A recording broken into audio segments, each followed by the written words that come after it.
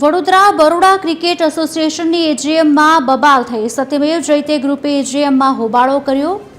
સત્યમેવ જયતે જૂથના જતીન વકીલે આરોપ લગાવ્યો કે બીસીએ પ્રમુખે ગેરબંધારણીય રીતે એજીએમ બોલાવી. 30 સપ્ટેમ્બરે ટર્મ પૂરી થતાં તે દિવસે જ એજીએમ બોલાવવાની હતી.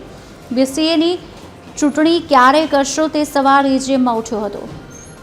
કોટંબી સ્ટેડિયમના નિર્માણમાં ગેરરીતિ થઈ હોવાનો આક્ષેપ કર્યો. એજીએમ બાદ બીસીએ પ્રેસિડેન્ટ પ્રણવ અમીનની પ્રતિક્રિયા.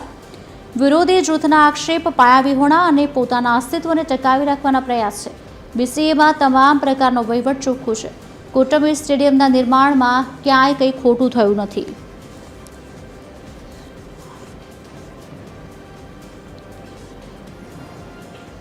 મારા સિનિયર છે એમને બી કહ્યું કે આર્ટિકલ 370 જ્યારે ચેન્જ થયું ત્યારે લોકસભા અને રાજ્યસભામાં એની ચર્ચા કરવામાં આવી. આજે ચર્ચા નહીં, આજે તો પ્રણવભાઈનું કહેવું એવું હતું કે પહેલા એ એજન્ડા બધા એપ્રૂવ કરી લઈએ પછી તમને સાંભળીશું.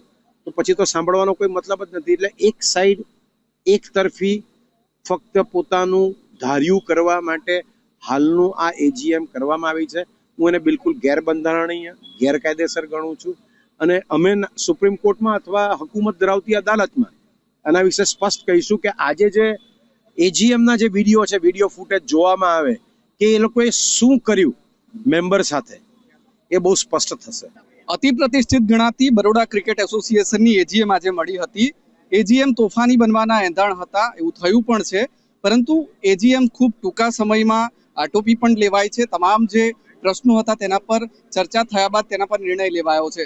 બરોડા ક્રિકેટ એસોસિએશનના પ્રમુખ પ્રણવ અમીન આપની સાથે છે, તેમની સાથે વાત કરીશું. પ્રણવભાઈ, એક વિરોધી જૂથ ઊભું થયું છે સત્યમેવ જયતેના નામે. સૌથી પહેલા તો એમને ઘણી બધી રજૂઆતો એજીએમમાં કરી છે. જે રજૂઆતો થઈ છે, જે વિરોધ થયો છે, એ બાબતે આપ શું કહેશો? જો આ ત્રીજું ગ્રુપ તો ઓલવેઝ હતું, પહેલા વર્ષોથી હતું. હવે આ બાજુથી એક બે જણ જે છે, 2-5 જણ, એ લોકો એ ગ્રુપમાં જોઈન થયા છે. એમાં એ લોકોના એજન્ડા આઇટમ્સ, એ લોકોનું જે અપોઝિંગ હતું, એમાં I don't see any merit in that. એવું હોત તો બીસીસીઆઈમાં આઈ વુડન્ટ હેવ ગોન. એ લોકો કહે છે 19 વર્ષથી, તો 19 વર્ષ હમણાં સુધી શું કરતા હતા એ પતવા આવ્યું છે. એ કહે છે સ્ટેડિયમમાં પૈસા સ્પેન્ડ કર્યા છે. We have spend, but we have spend not just stadium. એના સિવાય સરદાર સરોવરમાં પાણી લાયા છે, રસ્તાની એક્વિઝિશન, જે ઓરિજિનલ સ્ટેડિયમની જમીનની એક્વિઝિશન, એ બધું કમ્બાઇન્ડ કરીને 340 કરોડ થાય છે. સરદાર સરોવર પાઇપલાઇન, હાઈ માસ્ટ, ઇન્ટરનલ સર્ક્યુલર રોડ, એ બધા કરીને સાથે થાય છે. સો દેર ઇઝ નથિંગ, એ બધું ઓડિટેડ છે. Everything is passed by the apex. We are working on positivity towards the development of cricket.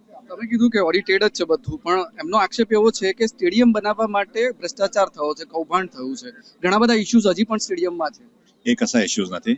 જો નાના ઇશ્યુઝ અમુક આવી શકે સ્ટેડિયમમાં, કોઈ બી કન્સ્ટ્રક્શનમાં. આવું હોત તો બીસીસીઆઈ આપણને મેચ શું કામ આપે? નંબર 1. નંબર 2, બીસીસીઆઈ આપણે WPL મેચ આપેલી. બીસીસીઆઈ સેક્રેટરીએ એમના એજીએમના સ્પીચમાં સ્પેશિયલી બરોડા એસોસિએશનને થેન્ક કરેલું અને આપણી ફેસિલિટીઝ પ્રેઝ કરી છે. સો આઈ થિંક ખાલી આ એજન્ડા આઇટમ્સ બધાને ઇન્સાઇટ કરવા માટે છે, બીજું કશું છે નહીં. પ્રણવ અમીન છે બરોડા ક્રિકેટ એસોસિએશનના પ્રેસિડેન્ટ. તેમનું કહેવું છે કે વિરોધી જૂથ જે પણ આક્ષેપો કરી રહ્યું છે એ પાયાવિહોણા છે, તેમાં કોઈ પણ પ્રકારની સચ્ચાઈ નથી. ક્રિકેટ સ્ટેડિયમને લઈને જે ભ્રષ્ટાચારના આક્ષેપો થયા તેમાં પણ બધું ક્લિયર જ છે, ઓડિટેડ છે, તેવું પ્રણવ અમીન જે બીસીએ પ્રેસિડેન્ટ છે તેમનું કહેવું છે. એજીએમ ખૂબ ટૂંકા સમયમાં આટોપી લેવામાં આવી છે, તેના પર પણ પ્રણવ અમીને સ્પષ્ટતા કરી છે. તેમનું કહેવું છે કે વિરોધી જૂથને માત્ર વિરોધ કરવો છે, પરંતુ અમને વડોદરાના ક્રિકેટનો વિકાસ કરવો છે. અમિત ઠાકોર, TV13 ગુજરાતી, વડોદરા.